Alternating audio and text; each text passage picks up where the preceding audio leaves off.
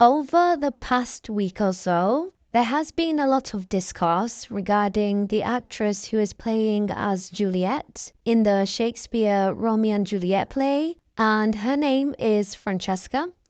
And I just want to first congratulate her because this is a very big accomplishment, not only for her, but also a big win for us unambiguous, dark-skinned black women in the arena of media representation. And I'm not in the theatre scene, but I do love going to watch plays at the theatre. And just from a spectator's view, I just know that the theatre industry is probably one of those industries that is really hard to break into. So kudos to her for breaking down a massive barrier. I wanted to talk about some of the things that I noticed when the news got out about her being casted as Juliet, who is the love interest to Romeo, who is played by Tom Holland. I'm sure many of you who also saw the announcement have seen the crazy amount of bullying that Francesca has received just on the basis of her appearance. A lot of the racial abuse came from racist white people and also other non-black people who were angry about black women being casted for this role. But equally, a lot of those who were bullying Francesca were also black people, and sadly, a lot of them were unambiguous black women. And guess what? A lot of those black women actually had similar features to her. What I find very ironic is that for decades, black women, dark-skinned, unambiguous women in particular, have been wanting to be represented in the media. YouTube channels, blogs, articles, and so on were created just to address this specific issue. And now that we have the likes of Francesca, who is a natural representation for many unambiguous dark-skinned black women, the loudness of support from other black women who look similar to her is nowhere near matching the loudness for wanting the representation that we wanted to see for decades. And I wonder why. Throughout this whole discourse online, in particular, I have seen many black women attacking her looks and calling her ugly and so on. Meanwhile, when you look at their profile pictures of those who are calling her ugly, a lot of them actually share similar features to her.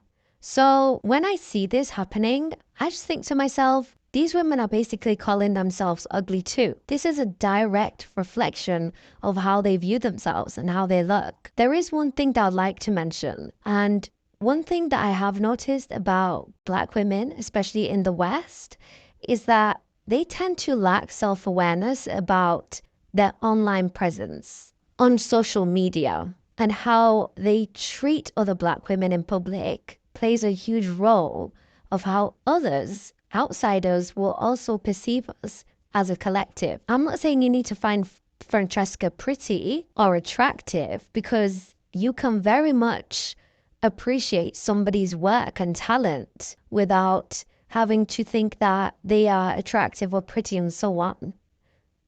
But going out of your way to bash another black woman's looks and picking her features apart, meanwhile, the width of your nose and your jaw are probably the same as hers or even bigger, is wild to me. You can't control how people treat you, but you can control how you come across towards the world. And that plays a huge role in how people treat you.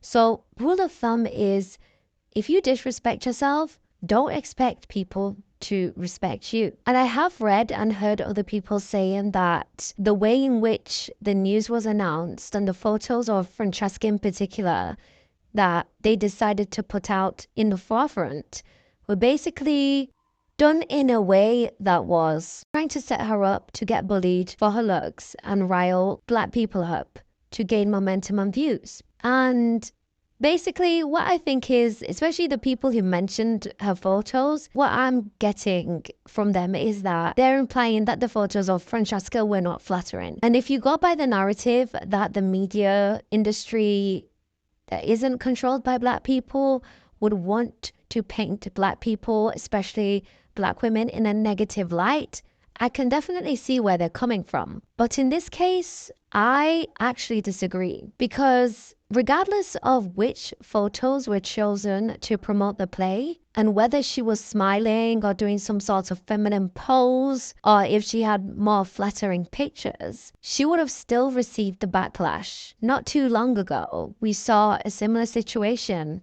with Halle, who was casted as the Little Mermaid. She's a light-skinned black woman, and yet she still received a lot of racial abuse. People wrote whole think pieces and made YouTube videos about Hollywood blackwashing their classic movies, which is funny in a way because racists that say this, you can literally use the same argument against them about how they've whitewashed many movies and many historical events that have happened throughout the world. But in regards to actually being concerned about the characters no longer resemble the actors, I can understand that because it's not necessarily a bad thing to want the actor to resemble how the character was originally described. However, that doesn't warrant someone being subjected to disgusting and vile racist remarks. And I don't think the media was trying to purposely rile black people up. I think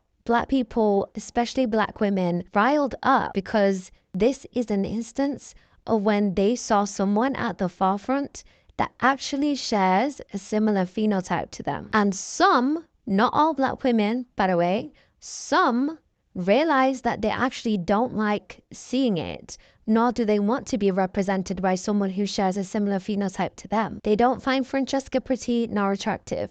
So regardless of whether Francesca had makeup on, her hair was done differently, or she was wearing different clothes, she's still a dark-skinned black woman with unambiguous features.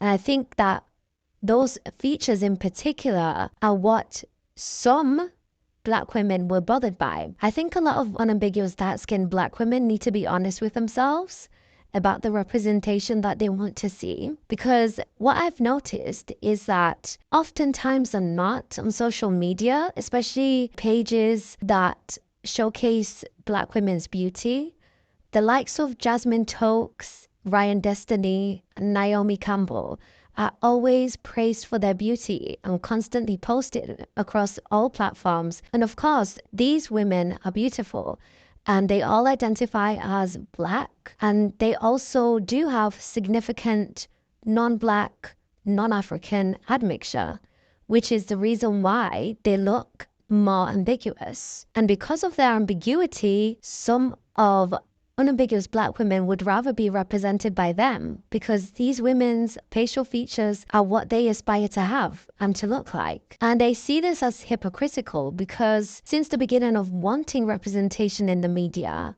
there has been a lot of cases where black women have stated that they don't want to be represented by mixed women. But now that you have someone like Francesca who actually does resemble a lot of unambiguous black women, you still have an issue with it. You have an issue with her looks in particular. Another hypocritical thing that I saw was that some black women were expecting Tom Holland to defend Francesca. And while that would have been nice, you can't really expect nor demand this from someone who is basically a colleague of hers. And usually the defense team or people who are supposed to be defending Francesca should be the people in her own circle and people within her community and wider community like black people. Many of those people were joining in with the racists by bashing her. So how on earth are you expecting an outsider to do any different? Another point that I wanted to mention is that when talking about black women being represented in the media, many say that in order for a black woman to get any sort of recognition, she needs to be exceptional in every way, including being drop-dead gorgeous. And while other groups like white people and non-black people, they can get by being mediocre. So for those who deem Francesca as average or just not attractive, isn't this still a win? Someone who you deem as mediocre but being recognized for their talent, shouldn't that still be a win, an accomplishment? Just another question. And whatever opinion you have about her looks, her talent should be the thing that is in question. Think ahead, ladies, because our collective image goes hand in hand. So instead of bashing her looks and being self-deprecating, support her work, watch the play, share the announcements on social media, repost, ask your co-workers if they've watched the new Romeo and Juliet play. Drop it in conversations here and there. You want something to criticize her on? Watch the play and criticize her acting skills and performance instead. The more unambiguous dark-skinned Black women we see in these spaces, the easier and better it'll be for the rest and for those younger than us to enter these spaces and potentially dominate an arena. Or better yet, we can carve out our own spaces using the capital and popularity that you gain from being in these predominantly white spaces. Then we can start having conversations of having full control of our collective and individual images. Because again, Francesca is definitely breaking down the barriers for many, which is amazing. But this should also make you think that we need our own versions of Romeo and Juliet romance stories, or even just completely different romance stories created by us, so we can actually control the narrative and direct it to wherever we want it to go. Otherwise, we will constantly be reliant on non-Black people who do own the media industry. We will always be reliant on them to give us what we need, which means that we are essentially at their mercy. So those are my thoughts, and I hope that this will lead to more opportunities for Francesca, and she also gets the mental support that she needs along the way. What do you all think about the new Juliet and the backlash that she's been receiving from non-Black people, but also Black people and Black women who are unambiguous too? Comment down below because I really want to hear your thoughts on this. I'll see you in the next one.